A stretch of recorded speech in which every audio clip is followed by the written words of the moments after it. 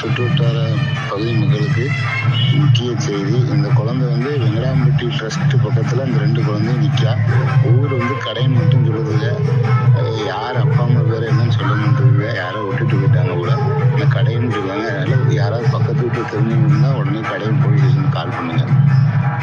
அனைவருக்கும் வணக்கம். இதுக்கு முன்னாடி நீங்கள் ஒரு ஆடியோ கேட்டிருந்தீங்க. நேற்று இந்த நிகழ்வு நடந்தது. தென்காசி மாவட்டம் வெங்கடாம்பட்டி பக்கத்தில் ஒரு ட்ரஸ்ட் இருக்குது. அந்த ட்ரஸ்ட் பக்கத்தில் 2 குழந்தைங்க வந்திருக்கு. 4 வயது மைக்கத்துக்கு ஒரு ஆண் குழந்தையும் 2 இல்லைனா ஒரு 1.5 வயது இருக்கக்கூடிய பெண் குழந்தையும் இருக்கிறதா சொல்லி வாட்ஸ்அப்பில் ஆடியோ ப்ளஸ் அந்த குழந்தைகளோட ஃபோட்டோவை ஃபார்வேர்ட் பண்ணியிருந்தாங்க. அந்த ட்ரஸ்ட் இருக்கிறது ஒரு நடுக்காடு.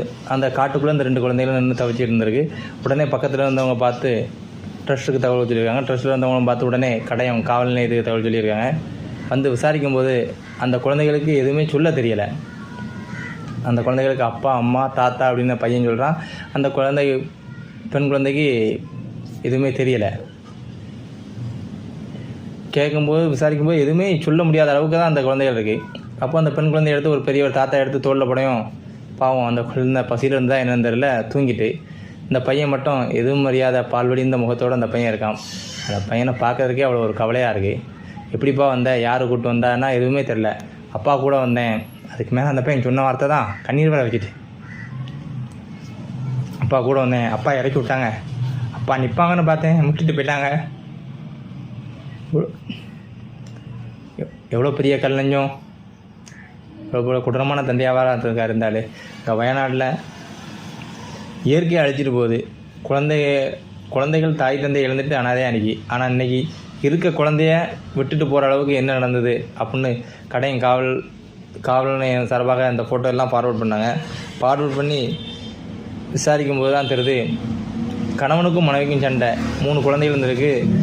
இருவருக்கும் சண்டை நடந்ததுனால மனைவி கை குழந்தையோட அவங்க அப்பா வீட்டுக்கு போயிட்டு போயிருக்கு. அப்பா அந்த 2 குழந்தையோட அப்பா மதுவுக்கு அடிமையானவராக இருப்பார், என்னன்னு தெரில. 2 குழந்தைகளும் கூப்பிட்டு வந்து பக்கத்துலாம் ஒன் ஷாப் இருக்குது, விட்டுட்டு போயிருப்பாருன்னு தான் கடையும் காவல் நிலையத்திலேருந்து விசாரிக்கும் போது சொல்கிறாங்க. மது இவ்வளவு அடிமையாக்குதுன்னா நீங்கள் ஏன் கல்யாணம் பண்ணுறீங்க? 2 குழந்தைகள், அந்த குழந்தை என்ன பாவம் பண்ணுது? நடுக்காட்டில் விட்டு போயிருக்கீங்க. நாயோ இல்லை விலங்குகள் எதுவாது பண்ணியிருந்தால் அந்த குழந்தைகள் எப்படி தாங்கும்? தயவு செய்து தமிழக அரசிட்ட பல முறை எல்லாமே போராடி சொல்கிறாங்க, மது கடைகளை குறைங்க, டாஸ்மார்க்கை குறைங்க அப்படின்னு. நீங்கள் கூட்ட தான் செய்தவங்க, குறைக்க வழி இல்லை. படிப்படியாக குறைங்க. ஒரு தாலுக்காவுக்கு ஒரு கடையாக்குங்க. ஒரு டிஸ்ட்ரிக்ட்னா 10 கடை 20 கடை அலோட் கொடுங்க. அதிகமான நபர்கள் குடிக்க மாட்டாங்க. இப்போ இருக்க கல்லூரிகள், மாணவர்கள், இளைஞர்கள் சமுதாயம் எல்லாருமே குடிக்காங்க. அசால்ட்டாகி போச்சு. சனிக்கிழமையா சண்டே ஆனால் நம்ம பார்ட்டி அது ஒரு மதுவில் தான் சண்டே ஆனாலே மதுவோடு தான் இருக்கணுங்க நிலைமைக்கு ஆகி போச்சாங்க. இன்றைக்கி 2 குழந்தைகளை விட்டுட்டு போயிருக்காரு இந்த ஆள். ஒரு ஈவு இறக்கம் இல்லாமல் ஆள். காவலத்தில் இவரெல்லாம் கடினமான தண்டனை கொடுக்கணும். இன்னும் 10 வருஷம் 20 வருஷம் கழிச்சா இதேமாதிரி அதிகமான அளவு குழந்தைகளை அவங்க காட்டில் விட்டு போயிடுவாங்க. ஏன்னா அந்தளவுக்கு மதுவுக்கு அடிமையாகிடுவாங்க. அவ்வளவு கவலையாக இருந்தது இந்த ஒரு செய்தியை நம்ம பார்க்கும்போது.